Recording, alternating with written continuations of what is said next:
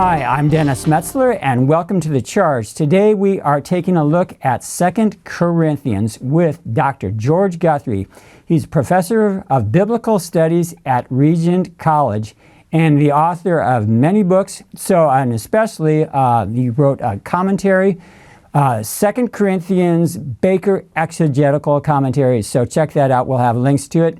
So, Dr. Guthrie, thanks for joining us today. Thank you so much for having me. It's always good to be on, Dennis. Yeah, this is our second time. We did Hebrew, was way back a couple years ago.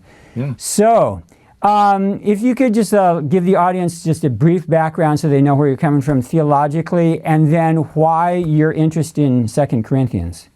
Right. I grew up in Tennessee. I'm from West Tennessee. I was born in Memphis, the home of great barbecue down there, and I grew up in a Baptist family. My parents were devoted Christians. My dad walked us to church down Main Street each week, and that was a part of Southern Baptist life and world. So I grew up in that world and went to Union University as a student when I was going to university, studied religion and Greek there, and then eventually would go off and do degrees at Southwestern Baptist Theological Seminary and Trinity Divinity School. And then I went back to Southwestern to do my PhD work. So I'm from that kind of broader Baptist world, but when I was a teenager and my spiritual life really started coming alive, I was connected early on to broader evangelicalism through a variety of groups. I was kind of on the tail end of the Jesus movement, and just got connected through different campus magazines and navigators, and learned that there was a big world out there of other kinds of believers. And so when I went to Trinity Divinity School, I felt in some ways like I'd come home to the broader evangelical world. And my life has been grounded. I taught at Union for 28 years and love my Baptist heritage. But I also, in that time, have been very, very connected to the broader evangelical world through writings, ministry, different things like that. And about 8 years ago, my wife and I were called to Regent College in Vancouver, British Columbia, which is trans-denominational, very strong evangelical school. So I've been Baptist in my grounding, but very ecumenical, in terms of broader Christian world in my life and teaching and experience. All right. And then why you're interested in 2 Corinthians? Why take the time to write a 900-page commentary? Yeah, early in your life, you have some projects that you go after and things that you pursue, and then some that kind of come after you. So this was one that came after me. I think because of some of my earlier work, I was on the radar screen of Moses Silva, who was the editor of the Baker Exegetical Commentary series back at that time. And Moses called me up and asked me if I would be open to writing on 2 Corinthians. 2 Corinthians is often called the paradise and despair of the commentator. That's a quote by Ralph Martin from his commentary, and for good reason. It's a very, very challenging book. And there were many days in the middle of writing that commentary that I thought, what in the world am I doing writing a commentary on 2 Corinthians?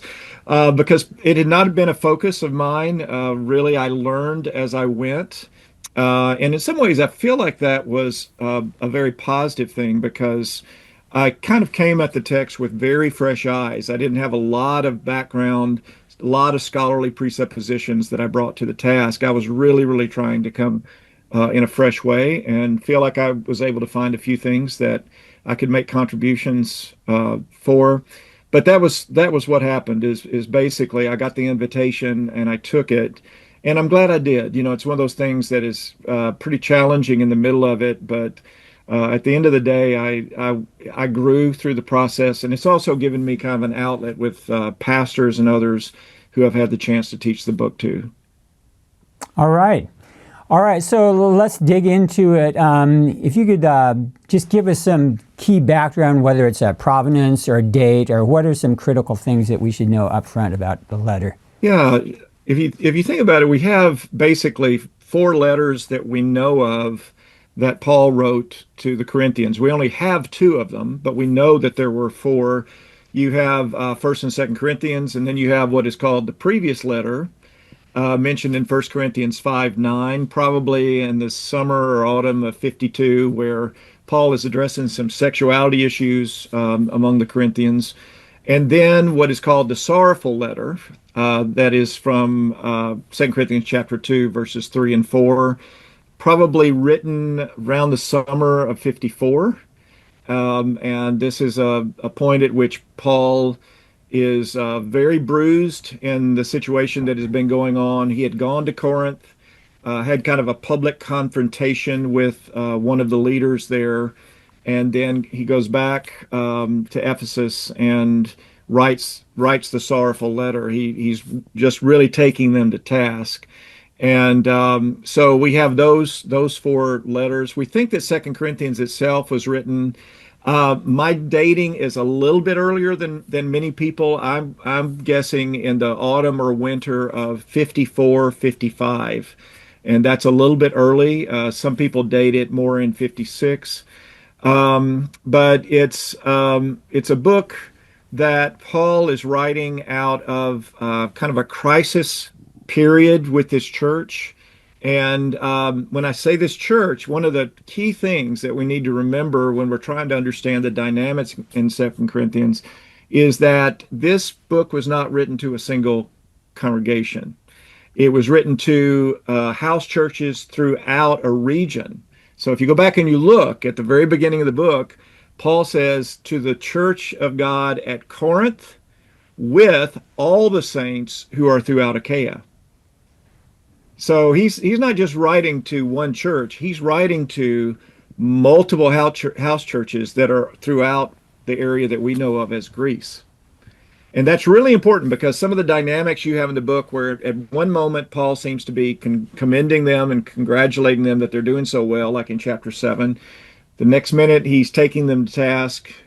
And I think that one way of understanding that is that he actually has quite a number of things going on, that the majority of the church had really gotten on board in response to his sorrowful letter, but then there were still some outliers that were not repentant and were not being supportive of his mission. And so he's trying to take all of them in what he's writing in this letter. But it's a rocky moment. He has gone through very severe persecution, and to add insult to injury, you've had these false teachers infiltrate the Corinthian church. And he feels like there are those in the Corinthian church that are kind of at a tipping point where they could slide off into a misunderstanding of the gospel, really a false gospel, following these false teachers. And I know we'll talk about that just a little bit. But the big thing to understand in terms of background is it's a combination of where he is in terms of persecution in his own life, but also being distanced from this church while trying to keep them on track and dealing with these false teachers. And to understand the false teachers, we have to understand a little bit about what's going on with the Corinthians in their level of maturity, which is not much, and then the culture of Corinth itself. So I'll pause there in case you want to probe there just a bit. Okay, yeah, let's go ahead and talk about the city of Corinth, what's relevant about that in terms of Paul's ministry. Yeah. Okay, so a couple of things there. Paul had come to Corinth somewhere around the spring of 50 for the first time. And he leads people to Christ. If you think about it, and this book of 2 Corinthians is only written in like 54, 55. So you're talking, first of all, about a group of people who have not been in the faith for very long at all. If we think of somebody who's only been a Christian 4 years, 5 years, that's not much. And so these are young believers. A whole congregation like that. A whole congregation, not just one congregation, but a whole region of people who are in that category. That you have the vast majority of people are really coming at this from the standpoint of being very young believers. And what most scholars would say the problem is that they are really having a hard time pulling out of the suck of their own culture. So you have this dynamic with Corinthian culture that is important to understand. And let me give you some background there. Okay, so uh, the Romans destroyed Corinth in 146 BC, but it's in a very, very strategic place in terms of the Mediterranean world. And I'll say more about that in just a minute. But it became the capital of the province of Achaia for the Romans in 27 BC. So it becomes the capital of the region. So it's important from that standpoint. And it thrived over the coming decades. So if you go through the 70 years from the time that it becomes kind of the capital of the province to the time of Paul, that time was a time of tremendous growth. It prospered materially, so this is one of the wealthiest places in the Mediterranean world. It was on an isthmus that connected the Peloponnese to the Greek mainland, so it's on this little strip of land. But it also is connecting two sides of the sea, one toward Rome and the other toward the rest of the Mediterranean. And so you have this dynamic where you would have ships come in from Rome. They could drop goods off in Cenchrea or in Lachium, the northern port, and those would be carried overland to Cenchrea, just about 6 miles to the east of the Gulf. And so you had goods passing through there. So imagine big warehouses, loads of goods coming in by ship from both directions, being offloaded. It is a thriving town of about 80,000 people, which is large for that time, and another 20,000 people or so in the surrounding area. Probably about a third of the city were slaves. It was a tourist destination. It was just basically a big, wealthy city that had a market area downtown that was about 600 feet long. Big, prosperous, booming kind of place. But the thing that to understand about it is their concepts of leadership would have been so different from what Paul brings as a leader to Corinth. Leadership in Corinth was elitist. You had to have a lot of money. It was expensive because you had to pay to kind of buy people to your side. You put on banquets, you put up memorials in the city to yourself. All of these things went into being a good leader. You were somebody who really kind of played the stage, got lots of people bought off in the context, put on banquets, provided people for money who are wanting to move up in the society. And then they would reciprocate and celebrate you as a leader. So Paul's insistence on doing manual labor, for instance, would have been seen as so ridiculous from many of the people in the church, because Cicero actually said that a person doing manual labor is on the level of a slave. Leaders did not do manual labor. They paid Mm. somebody else to do the labor. Uh, they often were outstanding public speakers. And Paul comes to town and he chooses not to use the rhetoric that he knows. And he's accused of just not being a very impressive speaker. They were patronized by wealthy people who were power people. So you would come to town, and one way to move up in the culture is for one of the big wealthy persons to take you on and sponsor you and pay for your time there. And Paul says, "No, thank you. I'll work with my own hands, and I'll use money from this poor church up in Macedonia to provide for my needs."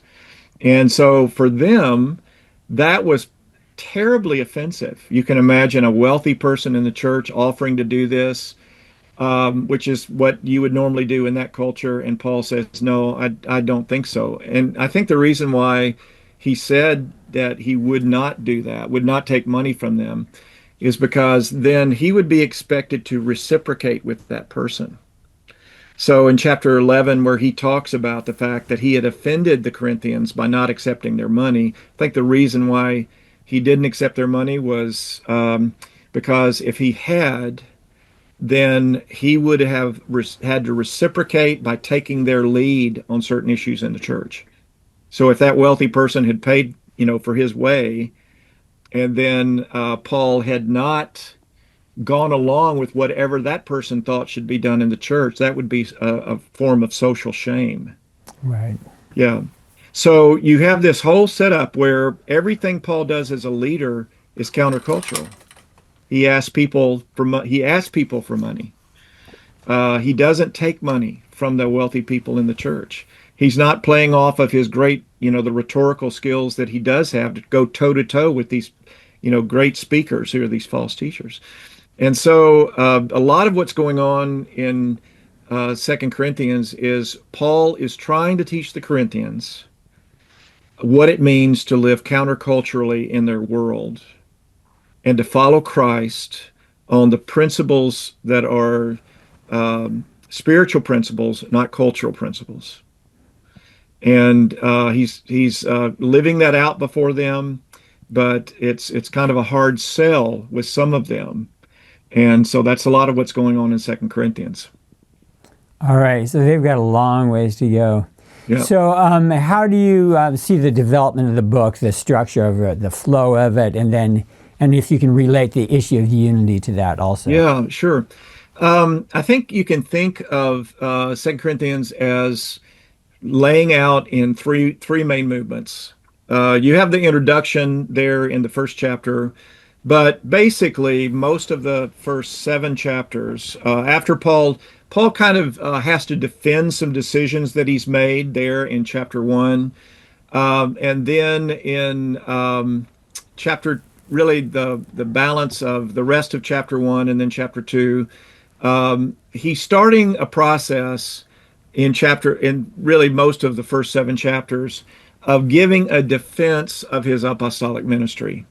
And he's trying to prepare them for his coming by sharing with them about the nature of what real Christian ministry is about, right? So he's trying to win them back over to his form of gospel ministry.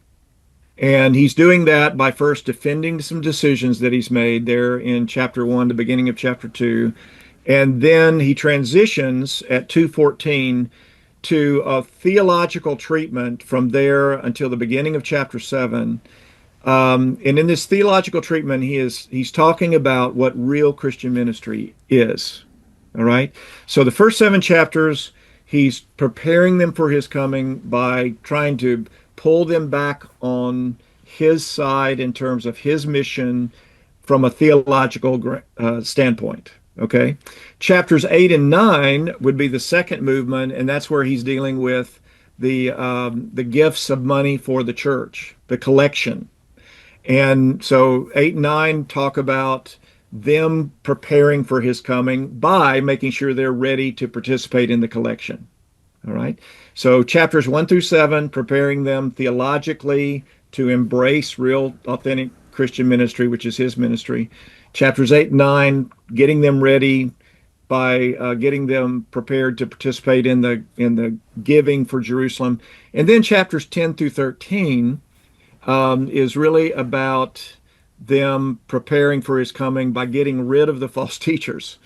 And what he does in 10 through 13 is he turns and he confronts the false teachers very directly, and does that through the Corinthians, those that were supportive of them. But he's trying to get them ready for his coming in that way as well. So the book lays out in these 3 movements. All of them are basically around the idea of preparing for Paul's coming. And you see that at the end of chapter 13 when he says, look, okay, I'm going to show up again. And it's a form of accountability that Paul has. Now, you asked about the question of unity. One of the interesting things that's happening in 2 Corinthians research in recent years is there's a trend toward people holding that the book is a unity rather than being kind of a patchwork quilt of different letters that Paul wrote. And there are a number of reasons for that, but let me give you just a few of them, and then you can probe if you'd like to ask something beyond that. But first of all, no textual tradition exists that presents Second Corinthians as anything other than a unified whole. There is no ancient manuscript that has a part of Second Corinthians rather than the whole thing, or has a piece kind of lifted out of it. There have been studies that have done that have, I think, demonstrated that the shifts in tone. Normally, the arguments for disunity have to do with Paul's shifts in tone. But you can, from a literary standpoint, uh, some of those dynamics, like for instance, in 2:13, Paul has up to that point been talking about his recent decisions and his itinerary. In 2:14, then he shifts to this theological center, and then he's going to shift back at the beginning of 7 back to his kind of itinerary. And that actually is a rhetorical literary kind of move. It's a Hmm. sandwich kind of structure that is a known kind of structure in the ancient world, where it's what I call distant hook words. It's where you leave off with one topic and you come back to it later, and you have parallels with that earlier passage to kind of make the transition back into that topic you were dealing with earlier.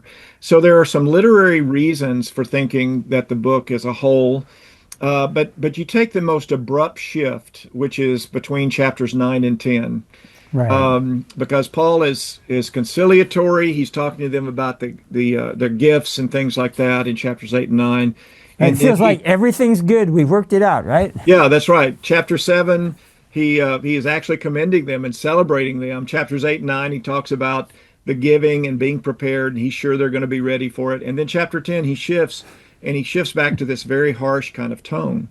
But one thing to keep in mind there is that several things that could be going on. I mean, it could be Paul is writing this letter as he is traveling through Macedonia. And it could be over that period of time. This is not something he just whipped out in an afternoon. It could be that in the midst of writing, he could have heard further news from the Corinthian church. That's possible. But I think that really what's going on there with chapters 10 through 13 is rhetorical. We have examples from literature in the ancient world, from speeches and oratory in the ancient world, where what an author would do is they would leave off addressing their opponents until they got to the end, and then they would turn to address the opponents. So they would kind of build up goodwill, and then they would do the hard part right at the end before they closed off and mention the accountability. So let me give you an example of this. Demosthenes was a writer in the ancient world, and towards the end of his second letter, he shifts the tone of his work to address his opponents. And in the final movement, this is what he writes. He says, "Now, thus far, I'm appealing to all of you, but for those in particular who are attacking me in your presence, I'd like to now say a word about them." Hmm. So what he does is he's been addressing the whole crowd, and then he saves his opponents for the end, and he turns to address those opponents at the end. And I think that's exactly what's going on in Second Corinthians. Okay. I think Paul is. I don't think that it means that there's another letter there. In fact, there's some literary things that I deal with in my commentary as you move from the end of 9 to the beginning of 10, that would also suggest that no, this is a transition. This within one letter. This is not two separate letters. Okay. That does make sense. I mean, knowing that it was an ancient practice already is Yeah, yeah, huge. right. Okay, so what would you say is the central purpose of the letter then? What is he really getting Yeah, at? well, just kind of based on what I was just saying with the structure, he's basically trying to get them ready for his arrival. He's coming back, and again, I think that is a form uh, of accountability. But really, the more important purpose of the letter is to defend his mission for the sake of the gospel. He is vying for the true gospel. So you have in chapter 11, verse 4, he's rebuking the Corinthians at this point, and he says, if someone comes and preaches another Jesus whom we did not preach, or you receive a different spirit which you had not received, or a different gospel which you have not accepted, you put up with it splendidly. Mm. Now, he's being sarcastic there, Yeah. but he's basically saying, look, these false teachers are preaching another Jesus. It's not our Jesus. They are preaching another spirit, and they're preaching a different gospel. So he's not pulling punches at this point. And he says in that same context, my fear is that just as the serpent kind of deceived Eve, that Right. you would be drawn away from the pure gospel faith. I've prepared you like a bride for Christ, but I'm afraid that you're getting drawn away into something that's really going to be devastating for your spiritual life. And I think it's one of those examples, in our culture today, we are so oriented to tolerance. And that is an important virtue. It's important and very, very important value. It actually, the backdrop of tolerance in the modern Western world is Judeo-Christian thought and worldview. That you should love people, accept people as in the image of God. All of that is really important and vital. But you can see in the New Testament that when the gospel's at stake, from the standpoint of the apostles, it's not time to be tolerant of false gospels. Right. And you want to think through the nature of the tolerance, that we're talking about. And so he's really deeply concerned because he thinks that they are about to drop off a cliff of kind of spiritual devastation.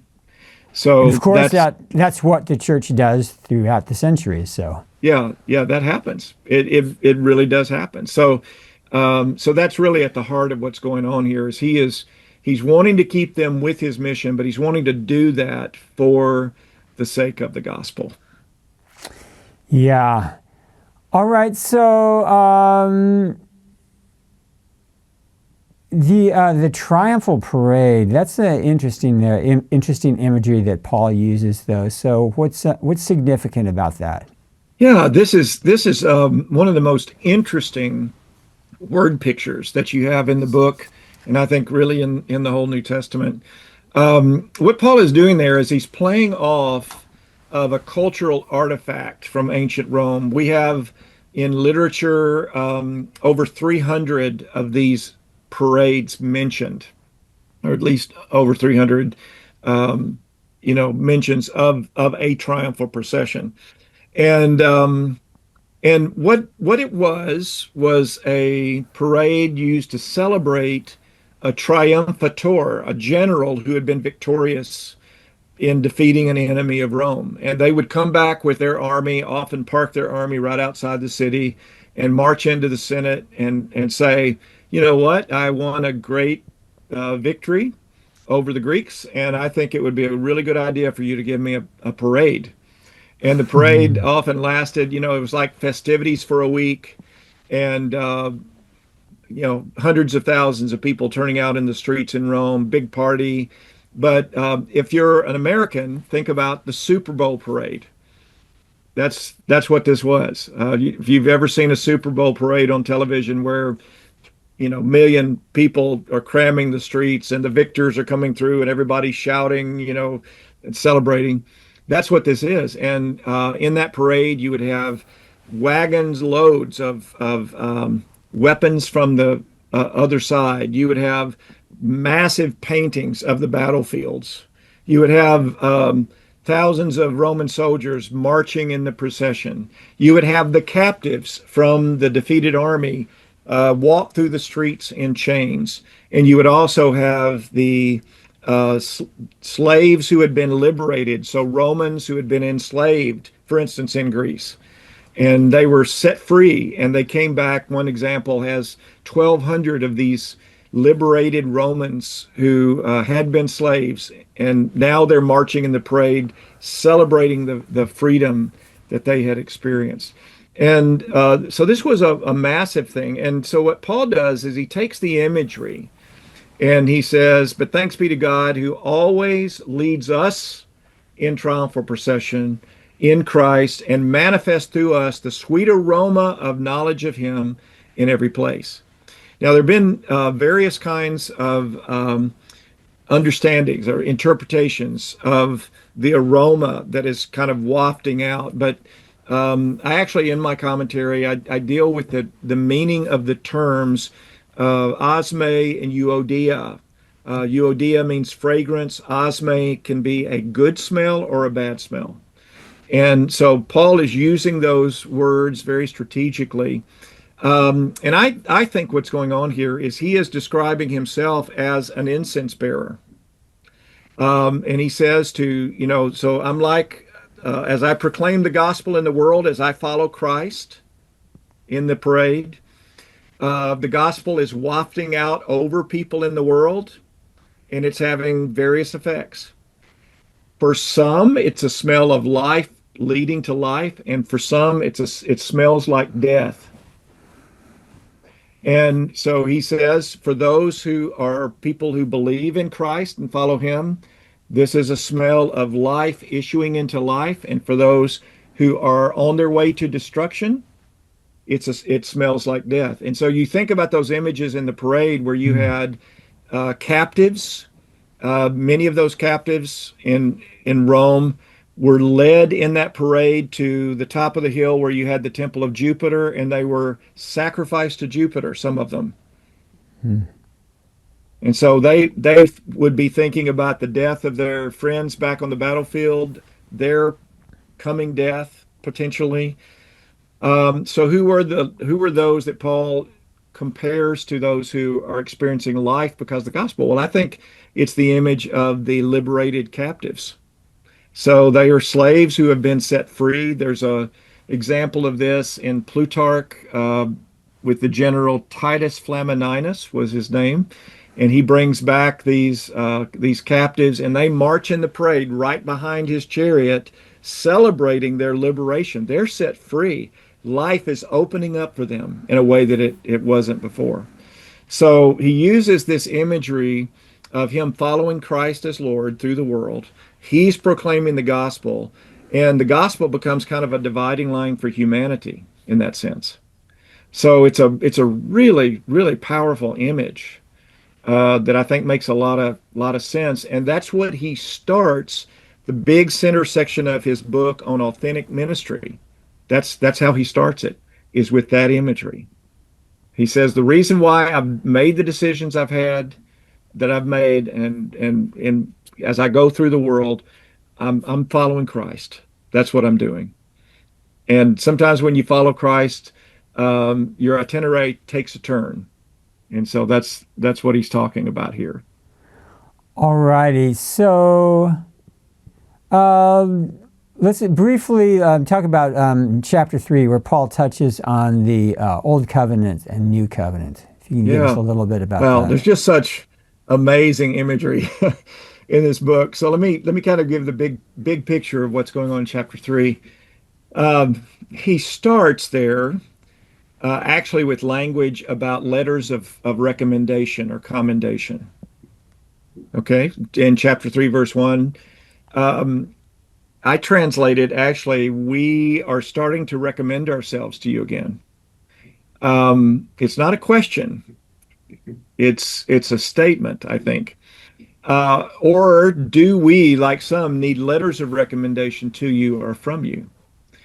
Now, in the ancient world, letters of recommendation were used just like they are today. So this year, I'll write many letters of recommendation from students or for students when they're going out looking for positions in churches or going to do PhD work or whatever.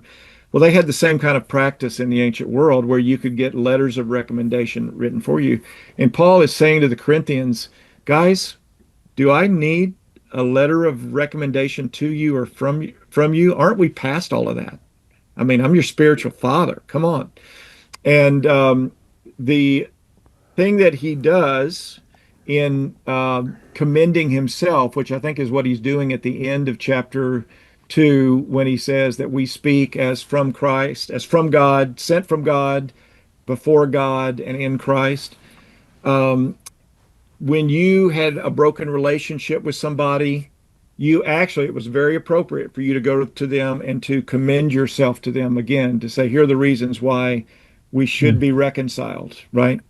So what he does is he starts with this image of a letter of recommendation, and he turns to them and he says, no, actually, you are my letter of recommendation. The Spirit has written his truth on your heart. Your life has been transformed. You're all the recommendation letter that I need. As people look at you in the world, they can see what my ministry is really all about. And then he shifts that imagery to talk about what is written on the heart. And that's where he moves into new covenant kind of imagery. So he says there, talks about his confidence that he has in Christ. He says we're not qualified to consider anything coming from ourselves. But God has made us ministers of the new covenant, so our competence is from God. And then he says that is not of the letter, but of the Spirit. For the letter kills, but the Spirit produces life. So he's raised the issue of the new covenant, and he said, what this is, it's a matter of transformation of the heart in the spirit. So he's starting to evoke those old covenant passages, those Old Testament passages about the promise of the new covenant. Okay, so he is commending his ministry to them by saying the transformation you have experienced by the Spirit is a new covenant kind of transformation. And this shows the nature of our ministry. That's what our ministry is about. When he gets to verse 7, from there to the end of the chapter, he's playing off of another image, and it's oriented to Exodus 34 and the passage where Moses goes up on the mountain and meets God and comes down off of the mountain with his face glowing. You remember that Right, passage? right, right. Yeah. Yeah.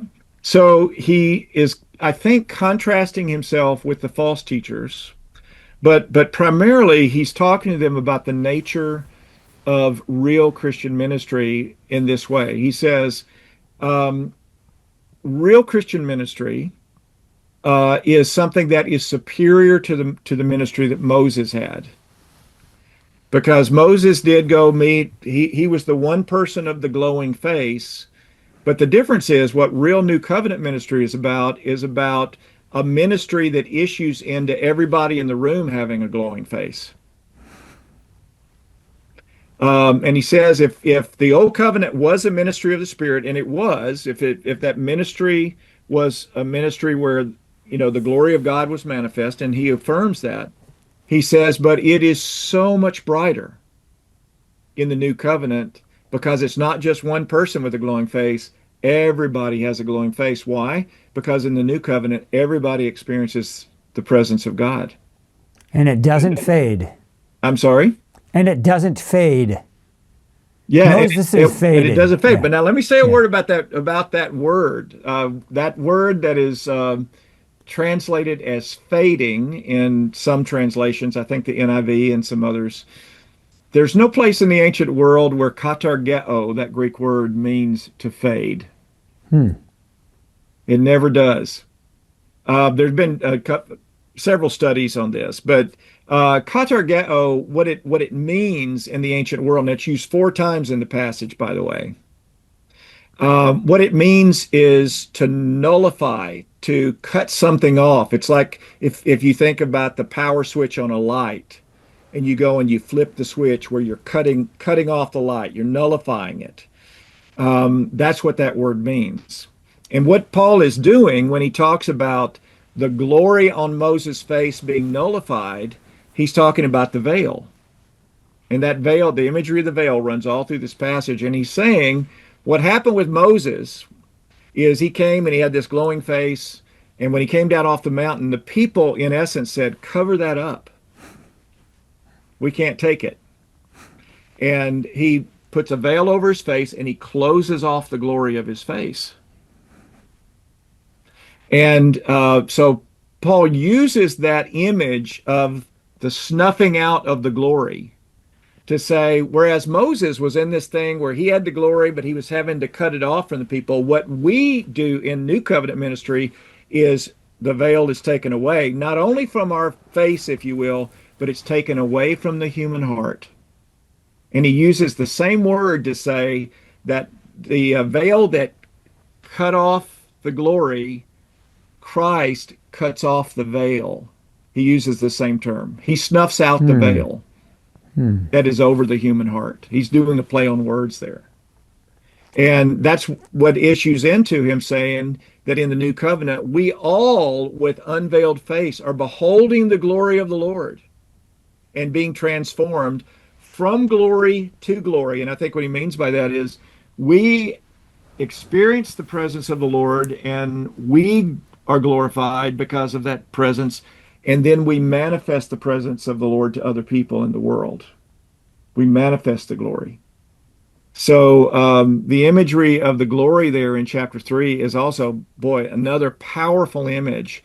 But I don't think some have read the whole thing on the new covenant and the fading, that the old covenant was fading and all that kind of stuff. I don't think that's what's going on. I think he's just reading Exodus 34 and describing what is right there in Exodus 34 is that the glory was shut off. And there are reasons. You can take a look at my commentary and see what you think about it. But I think part of what Paul is indicating is that God's original intention was that all of the Israelites experience his presence and his glory. But their hearts were hard, Paul said, and they weren't able to do that. And that's the difference with the new covenant is we have a transformation of heart. And that leads to this open relationship with the Lord. All right. Well, let's move into Paul's his resume, his apostolic credentials, and how that ties in with his theology of power in weakness, weakness in power. So, what's really going on there? Yeah. Again, this is one of those upside down things culturally for the Corinthians. It was a culture that valued power people, right? But what Paul does is he turns that upside down, inside out to say that no, really, the suffering that I'm experiencing, and I think he was being criticized because of his suffering, the fact that he had gotten beaten up and all of this kind of stuff. And he says, no, actually, it is my suffering that is this is my credentialing because I'm following in the way of Christ. In fact, we as apostles carry around the death of Christ with us all the time. We are dying Mm-hmm. daily. Yep.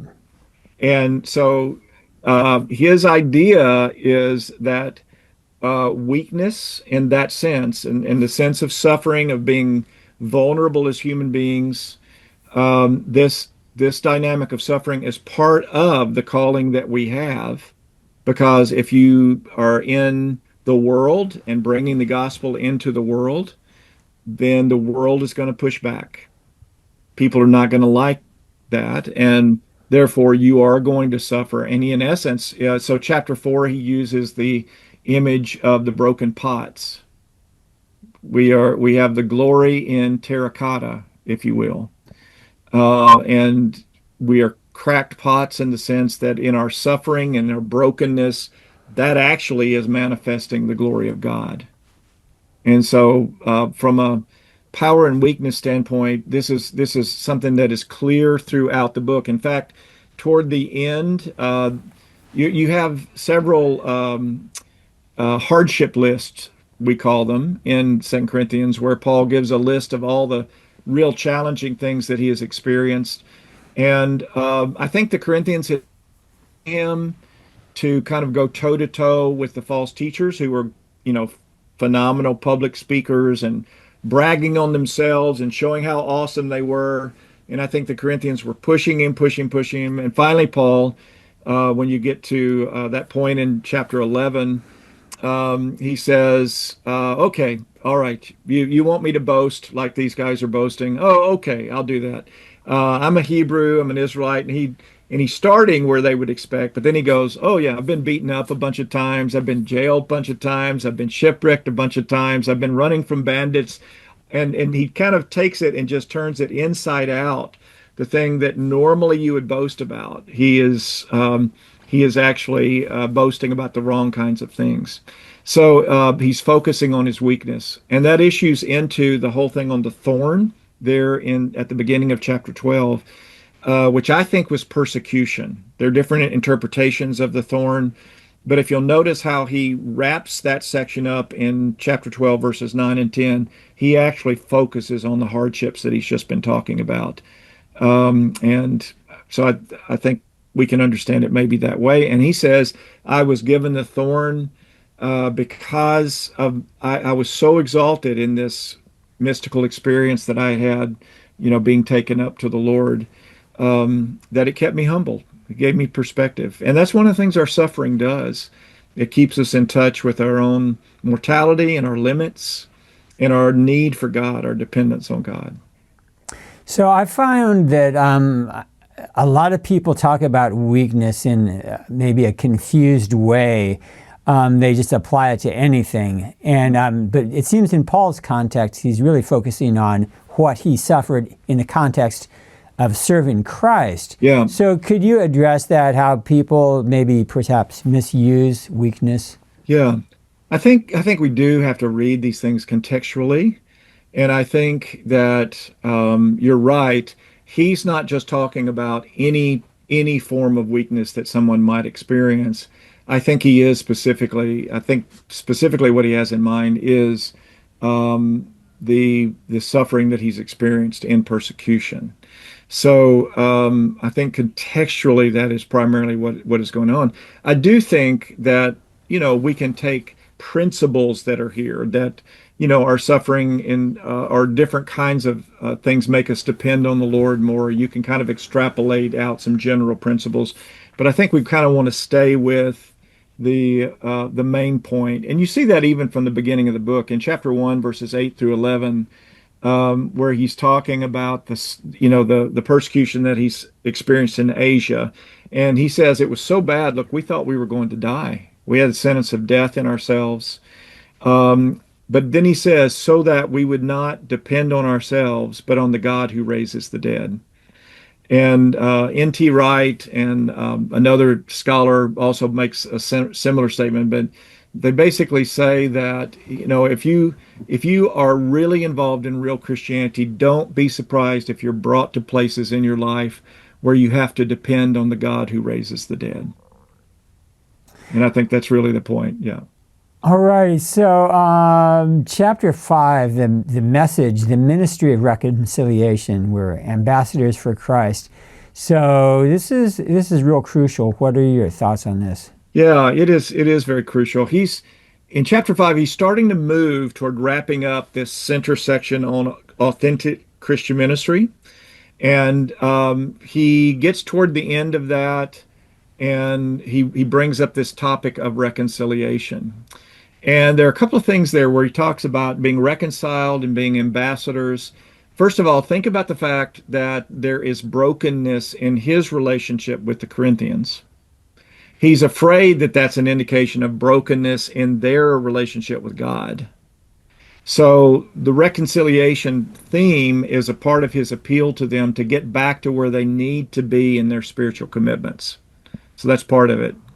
Secondly, when you think about this dynamic of reconciliation, in the ancient world, the language that he's using here, for instance, speaking about ambassadors, the king, the main authority, never sent ambassadors to the people.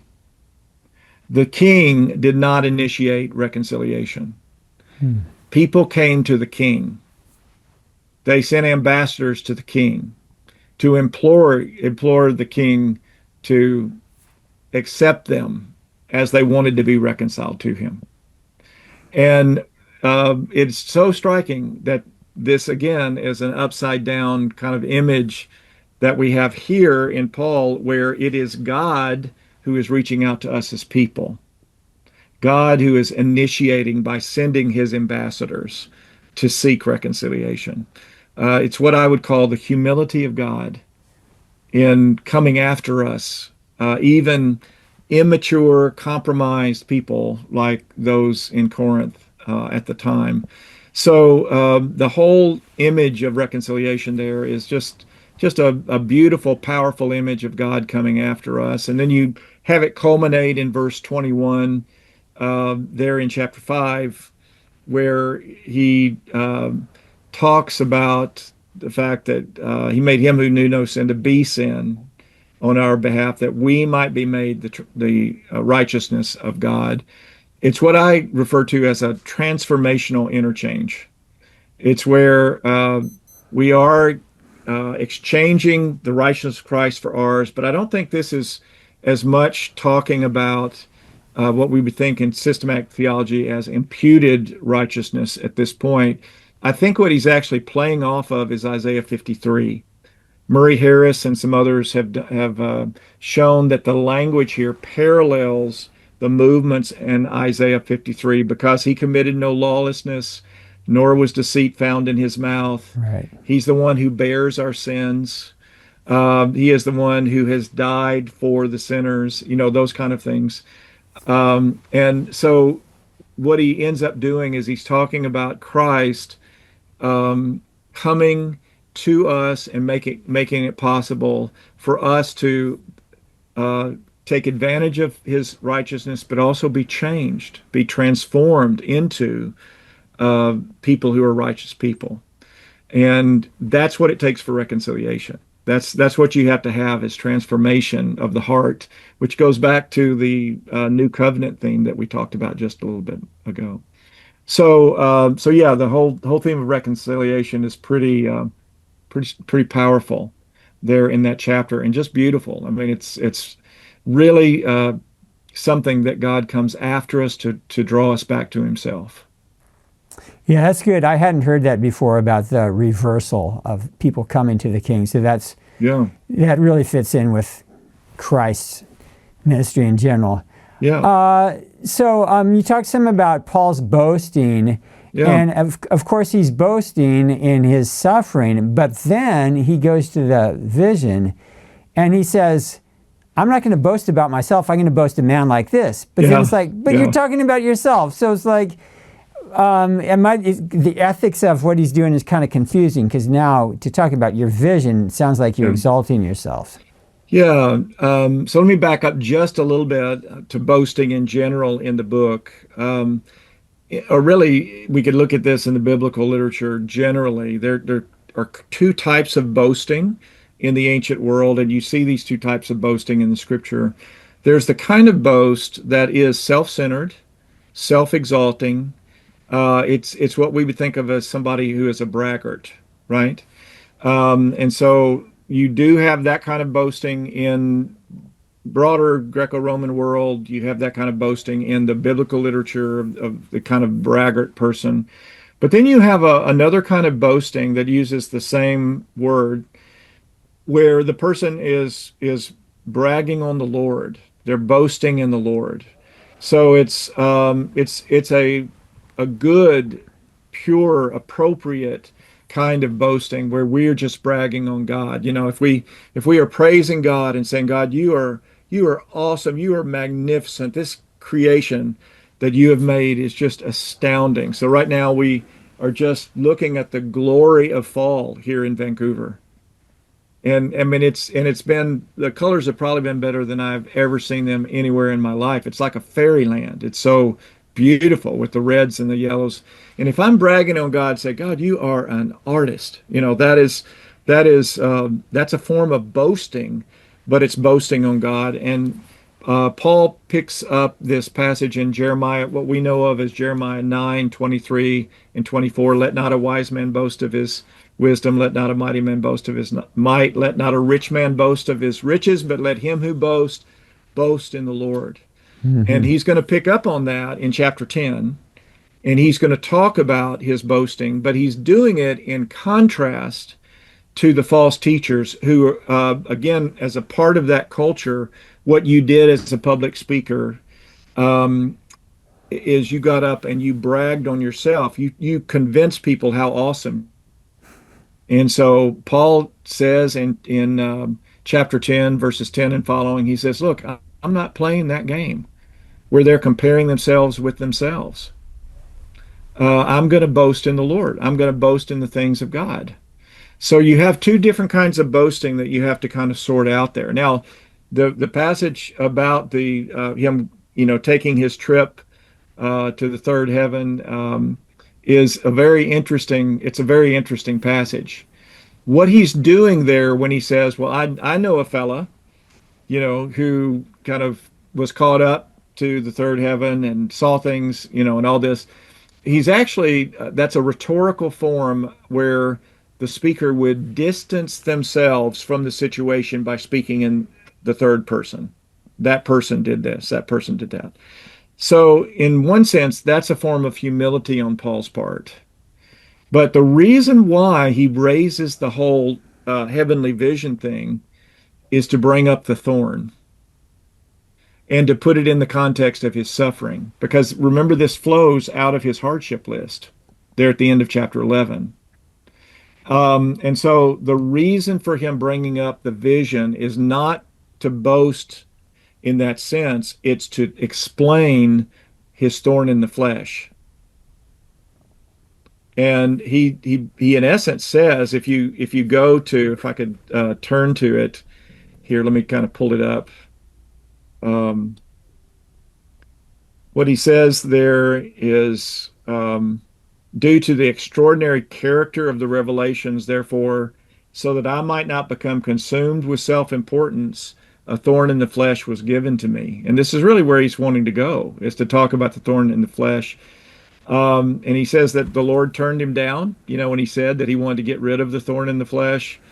But then he says this, the answer that God gave him was, my grace is entirely sufficient for you, for power is perfected in weakness. Therefore, I will boast all the more gladly about my weakness, so that the power of Christ might take up residence on me. And the language that I've translated there is take up residence. We could almost translate that as it's tabernacled on me. It's the same word in Greek that's used of the tabernacle. So he's saying there that what I'm going to brag about is I'm going to brag about my weaknesses, which is, of course, what he's been doing in the what we call the fool's speech. And he says the reason I'm doing this is because this weakness that you see manifest in my life is the conduit of the power of God. It's actually in our vulnerability and our dependence that the gospel goes forward in the world. And that's a pretty powerful thing. We in our modern Western world in the church, a lot of times we think if we're suffering, something has gone terribly wrong. But if we look at it from a biblical standpoint, the reality is it's normal. If we're God's people in the world, we are going to suffer at times, and at times we're going to suffer for the sake of the gospel. But this is normal life. This is not abnormal life. And at times God uses that suffering to kind of break us open and minister to people. And that's a hard truth. And we don't need to go looking for suffering, right? But it is something that is biblical truth, that God uses suffering in our weakness. Okay, that makes sense then. One final question. We're running out of time here. How would you say you're doing a sermon series on 2 Corinthians? You're the pastor of a church, contemporary, Canada or the U.S. What would you put in there? What's crucial? No, it's a great question. I've actually just will, as an aside, say that I have taught through parts of 2 Corinthians with pastors before, entitled it Endurance in Ministry, because a lot of what 2 Corinthians is about this moment of brokenness in Paul's life and ministry, and him persevering and enduring for the sake of the Corinthians. And so that's one way that I've approached it when I'm doing a thing for pastors. But the other thing that someone can do as they're teaching through the book, if you did a sermon series on this, is build it around this idea of endurance, because the principles are applicable to people who are just common people in the church and the pew. That would be one way of doing it. I think you could do several possible things. You could do a whole series on the nature of authentic Christian ministry and focus on that center part of the book. You could focus on relational dynamics in the church and highlight different passages where Paul is appealing to the Corinthians about relational dynamics. That would be a thing to do. You could also do a whole series on how do we respond to false teaching in the church. I've actually had the thought of maybe at some point doing a little book, taking the principles on ministry from Second Corinthians, and doing a little book called All Full Ministry. So all AWE hyphen FULL, but contrasting real Christian ministry, which is one of awe of the glory of God, over against false ministry, which is awful ministry, and kind of playing that out a bit, maybe. I don't know, but those would be some possibilities. It's not. Let me just say, it's not an easy book to just preach through or teach through. I teach it as one of my courses here at Regent, and normally the students receive it really well, and it's a rich experience. But it's not an easy book. You've got to get your head around all the twists and turns. It doesn't flow as clearly as 1 Corinthians. Yeah. 1 Corinthians is laid out differently because Paul's answering a series of questions for a good bit of the book. Right. Yeah. But 2 Corinthians is a little bit different. Well, this has been really good because a lot of parts to this book that are confusing. So I think this has been really helpful. Some of the stuff's new to me. So, well, good. Well, that's a good place to end there. So I'm Dennis Metzler. You've been listening to The Charge. We've been looking at 2 Corinthians with Dr. George Guthrie. So check out his commentary. Follow the link below. Dr. Guthrie, thanks for joining us today. Thank you so much for having me on, Dennis. All right. Peace to everyone. I'd love to hear from you. Please email me at thecharge.info@gmail.com. Please check out our other videos. Don't forget to hit like and click subscribe.